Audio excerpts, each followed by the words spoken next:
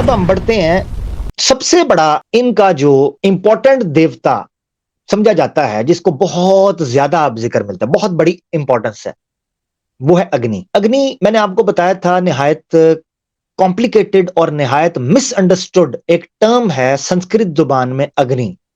और मैंने आपको एक्सप्लेन भी कुछ अर्से पहले किया था कि भाई अग्नि के बारे में मुख्तलिफ ट्रांसलेशन और मुख्तलिफ चीजें की जाती हैं, नाम भी लिया जाता है इन चीजों का, मगर अभी मैं उसमें नहीं जा रहा। अभी मैं कॉन्सेप्ट पे बात करूंगा कि वेदा उसके बारे में क्या कहते हैं, तो उस तरफ आ जाते हैं हम। अग्नि के बारे में क्या है, अग्नि कैसे काम करती है, अग्नि दिखने में कैसी है, अग्नि देवता के बारे में वेद क्या कहते हैं, ये बड़ा इंपॉर्टेंट है।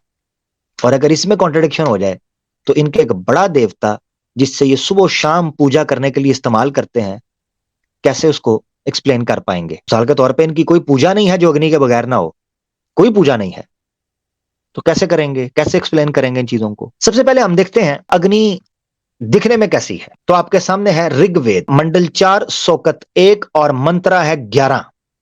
संस्कृत में मैंने हाईलाइट किया हुआ है कि अग्नि कैसे नजर आती है। अच्छा, यहां पर अग्नि वर्ड कहीं भी आपको नजर नहीं आएगा संस्कृत के अंदर, तो कोई ये कह सकता है कि कहां ये अग्नि के बारे में कहा जा रहा है, तो इसीलिए डिटेल्स को मैंने क्रॉप करके भी ऐड किया है। नीचे लिखा हुआ है देवता यानी सब्जेक्ट क्या है, अग्नि, कि ये मंत्र जिसके बारे में बयान कर रहा है, जिस सब्जेक्ट के बारे में, उसका नाम है अग्नि। क्या लिखा है जी संस्कृत के अंदर, अपाद असरसा। पाद संस्कृत जुबान के अंदर कहते हैं पांव को, इसीलिए आपको पता है कहते हैं जी होशियार, खबरदार, राजा जी पधार रहे हैं। तो वो पधारना जो है वो पाद से निकला है। पधार का मतलब ये है पांव रख रहे हैं ना, चलते हुए आ रहे हैं, तो पाद रहे हैं। तो जब कोई पादने की तो पाद का मतलब होता है संस्कृत में पांव, ठीक है जी। और मैनू केड़े काम ते ला दिता जे टुनियो है। अच्छा भला मैं जिंदगी सुकून से केड़े काम ते मैनू ला दिता जे यार है। मुझे तो शक पड़ रहा है, मैं पता नहीं अपने मोहल्ले का को पंडित हूं यार, हद है यार। And credit goes to H Muslim movement, सीधी गल है, और न्यूज नेशन, हाँ, और मोदी गोदी योगी। अच्छा, ये नीचे एक भाई ने कमेंट भी किया है, वो कहते हैं पादुका मीन्स चप्पल। ये देखे जरा, ये हमारे एक्स हिंदू हुसैन भाई, पादुका मीन्स चप्पल, आगे समझ। ये पादुका कह रहे हैं, मुझे समझ आया पादूंगा। पादूंगा का मतलब क्या होगा फिर, अगर पाद का मतलब पाओ, पादू का मतलब चप्पल, पादूंगा मतलब क्या होगा, कि चप्पल मारूंगा, यही होगा फिर।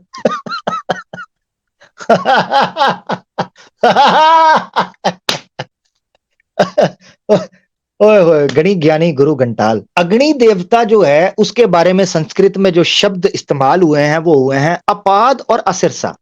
मैंने आपको बताया अपाद, पाद कहते हैं पाँव को, और अपाद यानी संस्कृत जुबान में जिस शब्द के शुरू में ए आ जाए उसके मुराद होती है उसका ऑपोजिट। वर्णा का मतलब है ये जातिपात जो करते हैं, अवर्णा का मतलब है उसके ऑपोजिट, उससे बाहर हो जाती बात, ठीक है। विद्या का मतलब है नॉलेज, अविद्या का मतलब है इग्नोरेंस, ठीक है जी। शुगुन शुभ, अब शुगुन उसको बोलते संभव असंभव, ठीक है ना। तो इस तरह ए शुरू में लग जाता है तो उसका मतलब ये हो जाता है। इंग्लिश में भी ऐसे इस्तेमाल होता है, जैसे आप कहते हैं पॉलिटिकल, ए पॉलिटिकल, ठीक है ना। किसी को कोई सियासी होता है तो उसको कहते हैं पॉलिटिकल, और अगर गैर सियासी हो कहते हैं ए पॉलिटिकल, यानी न्यूट्रल। तो ये भी इंग्लिश के अंदर भी इस तरीके से इस्तेमाल होता है। तो पाद का मतलब पांव, तो अपाद का मतलब जिसके पांव ना हो, और सर का मतलब होता है हेड, सर ऊपर। और असरसा का क्या मतलब होता है, जिसका सर ना हो। ये अग्नि के बारे में आपके सामने ऋग्वेद के अंदर बयान हो रहा है। अब ये देखे सामने, विदाउट फीट, विदाउट हेड, ना उसके पाद थे ना उसका सिर था, अग्नि के बारे में कहा जा रहा है। मगर आगे मसला पड़ गया, मसला ये पड़ गया है कि ऋग्वेद में लिखा है कि अग्नि के 3 सर थे। अब इसकी भी जो पॉसिबल एक्सप्लेनेशन है वो मैं पेश करूंगा, क्योंकि वो भी हमारे जिम्मे है, ठीक है जी। आगे चलते हैं। ऋग्वेद मंडल 1 है सोकत 146 और मंत्रा है पहला, त्रिमूर धानम। त्रिमूर का क्या मतलब होता है, त्रिमूर्ति जैसे कहते हैं, त्रिमूर 3, धानाम सर, तो 3 सर वाली अग्नि, ये ऋग्वेद के अंदर कहा जा रहा है। मगर ऋग्वेद पहले पढ़ा था, उसमें कहा कि उसका कोई सर नहीं, असर से उसका कोई सर नहीं, उसका कोई पांव नहीं। मगर यहां कहा जा रहा है कि वो 3 सर वाली है, यानी अग्नि के 3 सर हैं। और यही दर्शाते हैं, जब उसकी को मूर्त बनाते हैं, उसकी को पेंटिंग बनाते हैं, तो अग्नि को 3 सर दिखाते हैं। इन्होंने पॉसिबल एक्सप्लेनेशन नीचे दी है, ये देखें, सयाना की ऋग्वेद भाषिया नीचे आपको नजर आ रहा है, जो मैंने हाईलाइट किया है। वो क्या देते हैं, वो कहते हैं द 3 हेडेड, 3 सर वाला अग्नि को कहना, उससे मुराद ये है, उसका अर्थ ये है, a reference to 3 daily sacrifices. दिन के अंदर जो 3 बार आपने सैक्रिफाइसेस करनी होती है ना, उसके जो है ना वो तौर पर कहा जा रहा है कि ये अग्नि के 3 सर होते हैं। बहुत अच्छे। सवाल ये उठता है कि क्या अग्नि की दिन में 3 बार पूजा होनी चाहिए? सवाल ये उठता है कि जो उस मंत्र के अंदर कहा कि अग्नि का कोई सर ही नहीं, उसका मीनिंग क्या है? ये वो सवालात, यानी वहां सर नहीं है उसका मतलब क्या है, और यहां 3 सर हैं उसका मतलब क्या है? ये तो उन्होंने खुद कह दिया ना। ये वो सवालात हैं जिनकी तरफ तवज्जो देना बड़ी जरूरी है। आगे बढ़ते हैं, बड़ी मुख्तसर सी मैं चीजें आज रख रहा हूं। ये तो सर की बात हो गई। अग्नि की आंखों की तरफ आ जाते हैं। अग्नि की आंखें कितनी हैं? चतुराक्सा। अक्सा कहते हैं आंख को। अक्स आपको पता है, अक्स उर्दू के अंदर भी कहते हैं, ये उसका अक्स नजर आया। उसका अक्स मतलब है रिफ्लेक्शन, क्योंकि आंख रिफ्लेक्शन देखती है, इसलिए उसको अक्स भी बोल देते हैं संस्कृत के अंदर, अक्सा। अब आपको पढ़ाते हैं ऋग्वेद मंडल 1 सोकत 31 और मंत्रा है 13।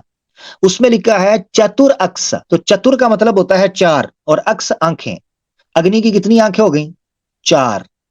स्टार्ट में भी यही लिखा है, योर 4 आइड अग्नि, 4 आंखें हैं। ये ऋग्वेद में लिखा है। मगर अजीब बात यह है कि ऋग्वेदा में और जगह पर कॉन्ट्रडिक्शन हो गया है।